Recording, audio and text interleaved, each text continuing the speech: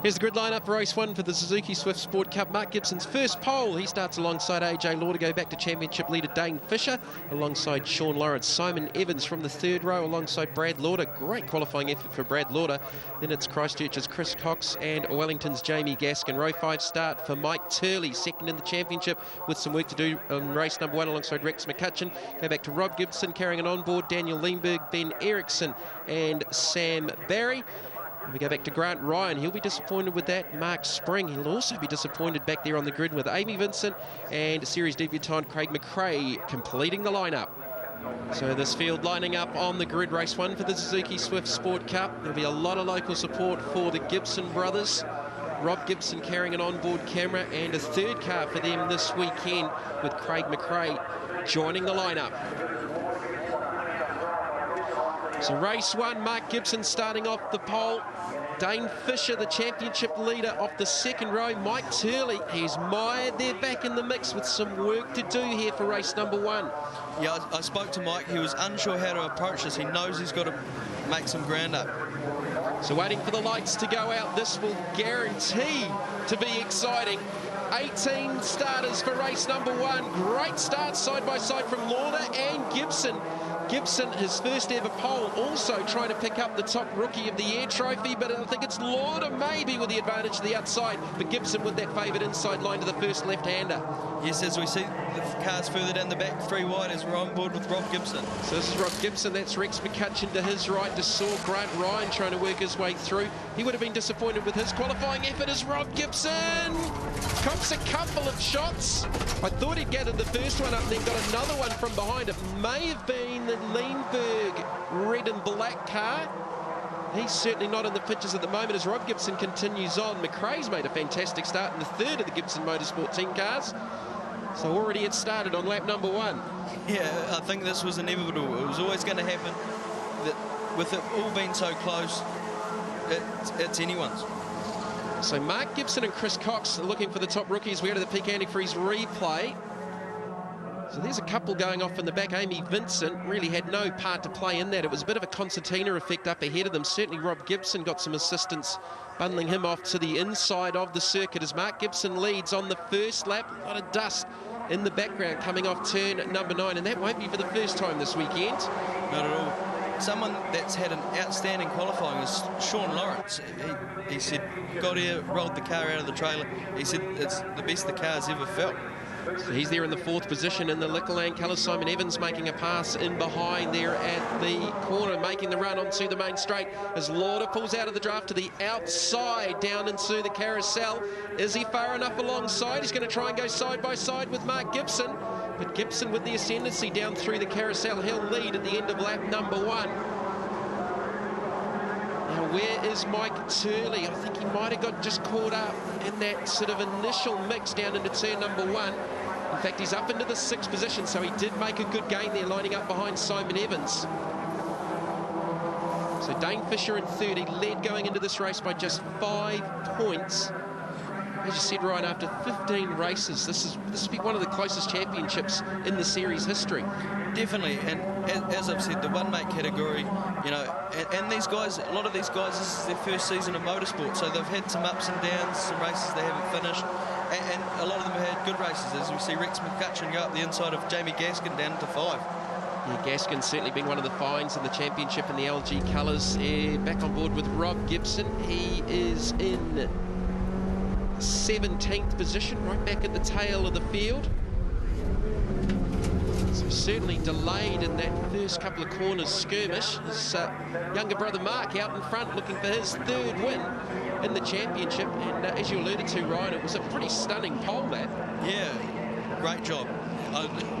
He knew it was a good lap, and he wasn't quite too sure how good it was, but he did the job. So there is Grant Ryan. He's been one of the big movers. He's up inside the top 10, battling there with Mark Spring, who had a little technical issue in qualifying. Yeah, from what I can understand from the guys, they had a map sensor fail and the car wasn't revving right out.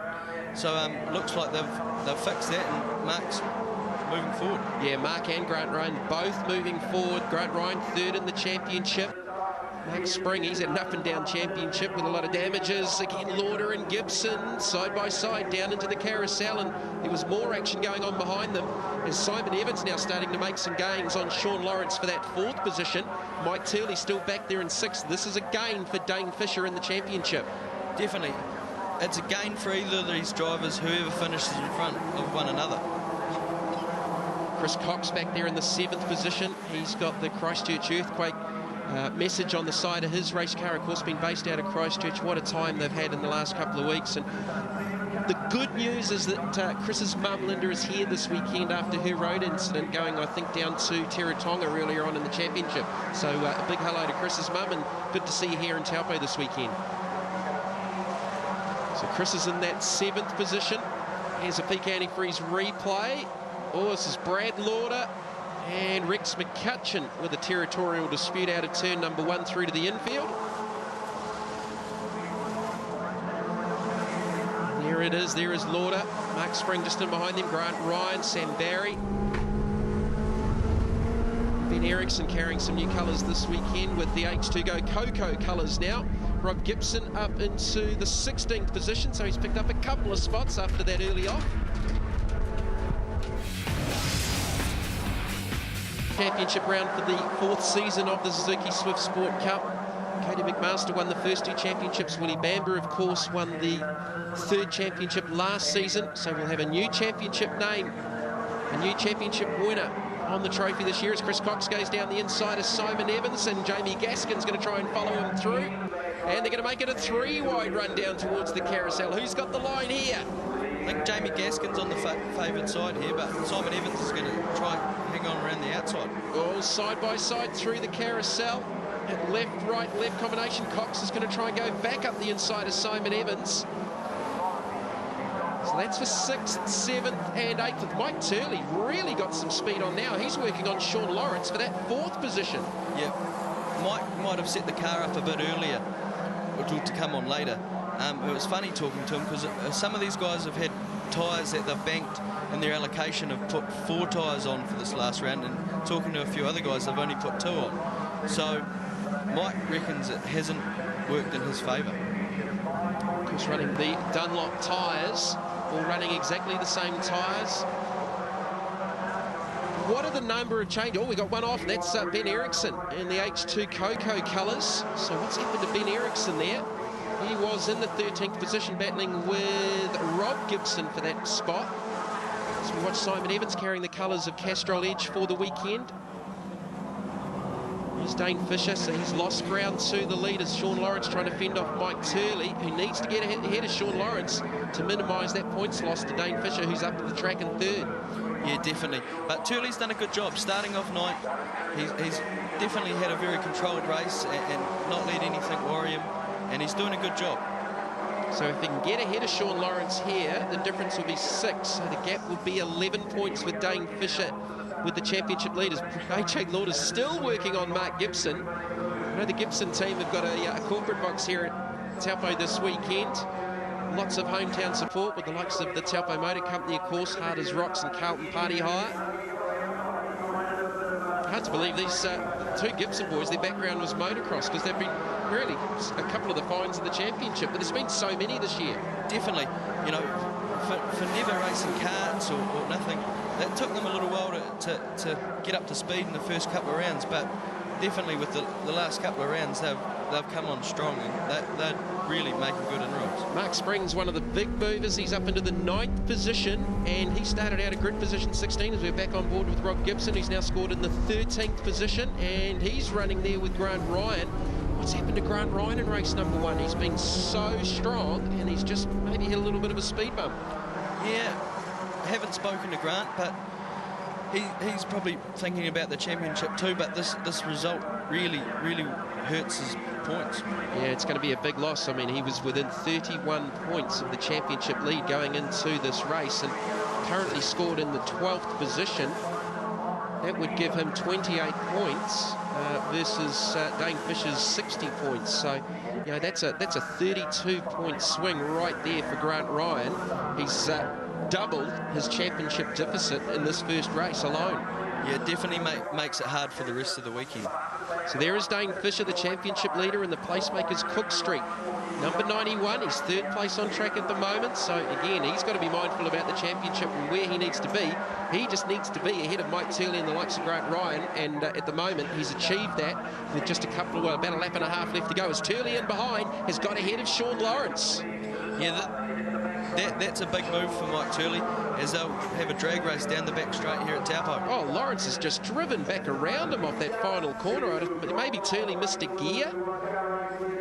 I thought Turley had the run there on the inside. So we've gone from an 11-point championship lead. Turley has got one lap to get past Sean Lawrence, and Sean Lawrence is a hard charger who won't be making this easy. Yeah, so it's gone from 11 back out to 16. Last lap board is out as AJ Lauder still works on Mark Gibson. Gibson looking for race win number 3 for the championship. AJ has not won a race this year, and I think he wants to try and make this one his first one to become the 9th different winner in the championship. Yeah, AJ's still thinking about the championship also, like a lot of these guys, but I know he's definitely hungry for a race win. Well, the race leaders are the fastest 2 drivers on track, 150.575 for Mark Gibson, 150.584 for AJ Lauder. So that's 1/100th of a second in outright lap speed. Their last laps, a 51.2 versus a 51.1. There's one off ahead as Turley still trying to get ahead of Sean Lawrence. Much needed points in that championship battle between himself and Dane Fisher. Dane Fisher in the box seat at the moment. Gaskin, Cox and Evans following them through. And there are the top 3. Fisher's probably made some gains in the last lap or so. In fact, he was 0.2 of a second quicker on the last lap at a 51 flat. Again, might come back to one of those things where you're setting the car up for a later part of the race. But Turley's got to be very mindful here. If he launches attack on Sean Lawrence, he's got to be careful that he doesn't lose more spots to the guys behind him. Well, he's going to try and cross him over, maybe at the top corner onto the back straight. He's got the inside run. Can he carry the momentum? I thought he'd done it the last time by.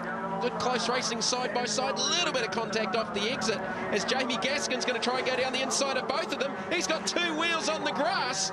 Turley's not giving him any room. They are door handle to door handle. Turley could be the big loser out of this one because Chris Cox is on his outside as Gibson leads down through the carousel for the final time. This is the battle we're watching for the minors. Turley might salvage something out of this. He slots back into behind Lawrence, who gets a little touch in the rear guard, but down to the line it will be Mark Gibson taking out his 3rd championship win for the series. And AJ Lauder in 2nd, Dane Fisher in 3rd, Sean Lawrence, Mike Turley in 5th. The championship lead is just, well, it's gone out, but it's not by much as we're on board here with Rob Gibson chasing down Grant Ryan. And that will be for the 13th and 14th positions.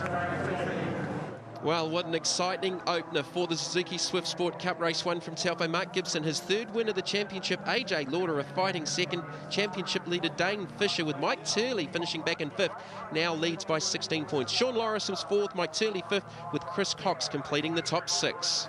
Mark, congratulations, mate. Well, which better way to do it in front of your home crowd? Yeah, cheers, mate. It started well with putting on pole for qualifying, and just did that race and just stayed in front. AJ was driving a real good race and he kept catching me around that last corner, but no, it was a good race. He stayed in front and it's good. Very happy. Thanks to all the sponsors. Big ups to Taupo Motor Company, all those guys, Haas Rocks. They've all helped us out. Too many been named, to be honest. And Hamish had the car going great. No, we're happy, mate. It's good.